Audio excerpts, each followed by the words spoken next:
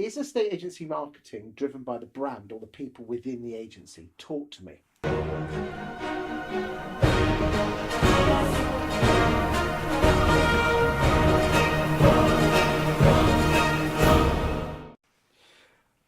Clearly, it's the brand that attracts, but I think the people make the brand, not the other way around.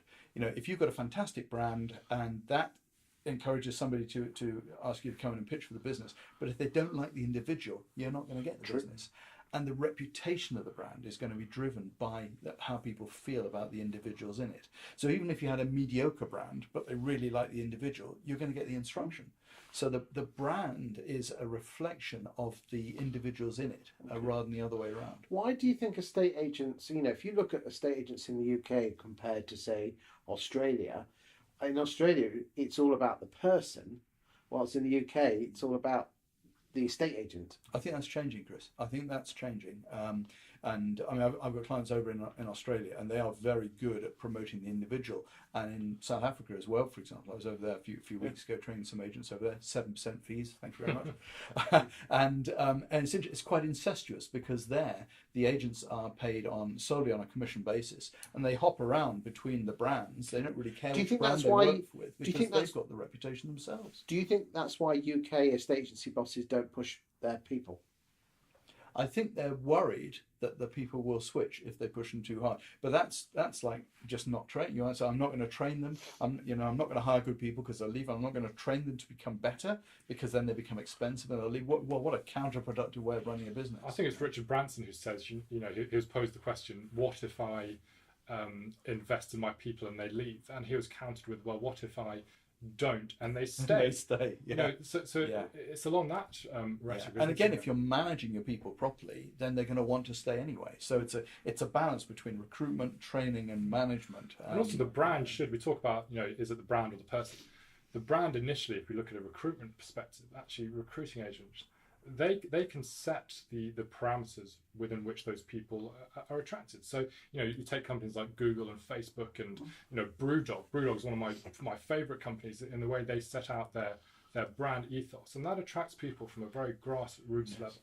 And it's those people who live out that brand, and it attracts the right people. So I think it starts on that side of the equation, and then it filters down. And the time is good now, because at the moment, it's from the public's point of view, they see two styles of agency: the online or internet agency, and they see the traditional or high street agency, with a few hybrids in the middle maybe. But they're judging the style of agency on the brand as a reflection of the type of agency they are. But when most agents are competing with other agents like them, let's call them traditional high street agents, there's very little to distinguish them apart from the colour of the livery. So they have to live out some sort of personality behind the brand in order to give distinction to that specific agency. Okay, what would you say to any decent negotiators or decent valuers who want to do this, want to basically push themselves out there, but have gone to the boss and asked for permission and said no, or just don't even want to go? Do without permission, see what happens. I think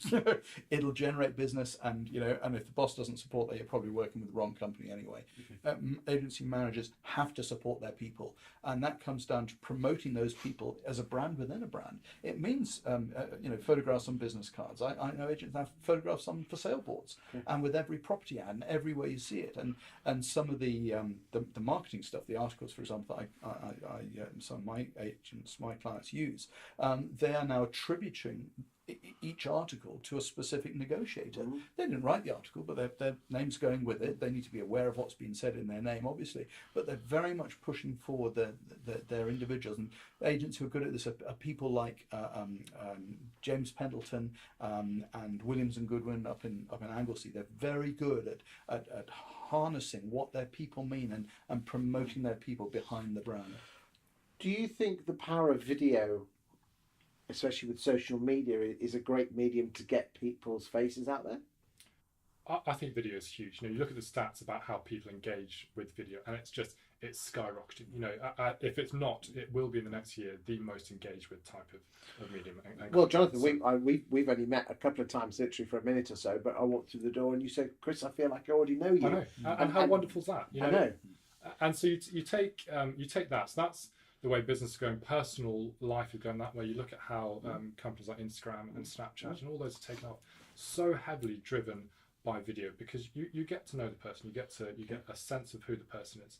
So yeah, I'd say video. But that video has to be interesting, doesn't it? Just come back to the content we were talking about in the previous video. Yeah, absolutely. I mean, I churn out quite a few videos, but I always hopefully think quite deeply about what I'm going to say first, because people switch off. I mean, we're all professional videographers now. We all carry around high quality video devices with us. It's incredible. So, and people are becoming used to it now. So there was a day when people were a bit camera shy and they said, oh, I haven't done my hair, so I can't do the video. And I would say to that person, in those days, well, if you're that butt ugly, you shouldn't be meeting people in real life.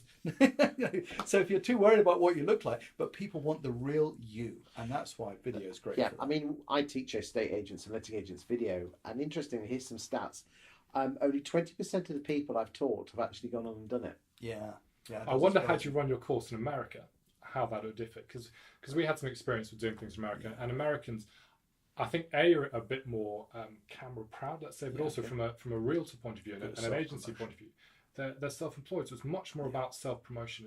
They are their brand, so therefore video is by far the most effective way to communicate that. Because British might think, in an agency environment, they might think that's a little bit arrogant, a little push, a little self-promotion. Far too British about it. It's too British, far too British. Do you know what I think it is?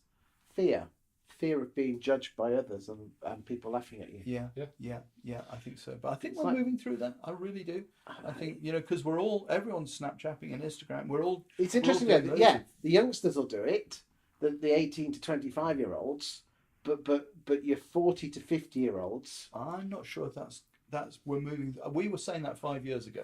But I think we do need to move towards that point, because actually, if you take my demographic, I'm almost 30, we're going to be the people who are now selling our properties for the first time. So actually, we're going to be encountering estate agents from the sort of the crux end of the deal as a seller.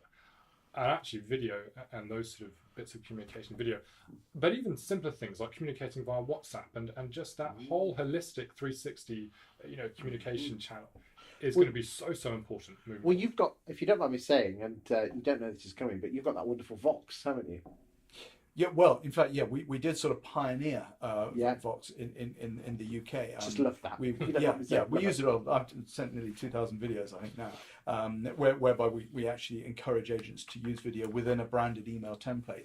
We actually now resell that for our American partner, actually, so we're less involved in that. We focused on the Lead Hub system for prospecting, but we still passionately believe in video, and if anyone wants to do that, they just go to the Agent Vox website, and that'll take them straight through to our partner. It's interesting. What I find is that if you can get over the first 10 or 15, exactly, you actually realise what you're worried about. The first few you're stuttering and you're going back and forth, but actually it becomes second nature. I have the app on my phone, and probably after this meeting you'll have a video from me just saying, "Hey Chris, great meeting you," and it just rubber stamps that relationship. It says, "Listen, I've taken the time out." It seems much more personal than just an email. Of course, and it puts a face to the name. Well, we're in the people business, aren't we? And the great thing is with video that I like, especially as you can see who's engaged with them as well, is that you can say exactly what you want to say. If you don't like it, you re-record it. You can say it. They can't argue with it, and if they're not available to take a phone call or something, they'll watch that when they are able to watch it. So you can say precisely what you want to say. They can't argue, and they've seen it as well. There you go. So it doesn't need to be polished either. I think Richard uses the term the shiny, authentic conversion or something along those lines.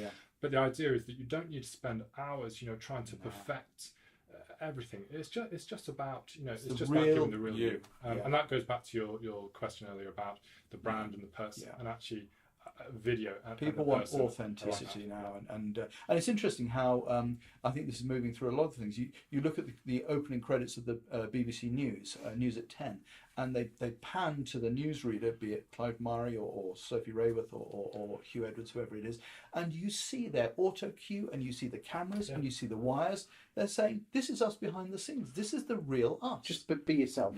Absolutely. Because I tell you now, the worst thing that can happen on video is just no one watches it. I know.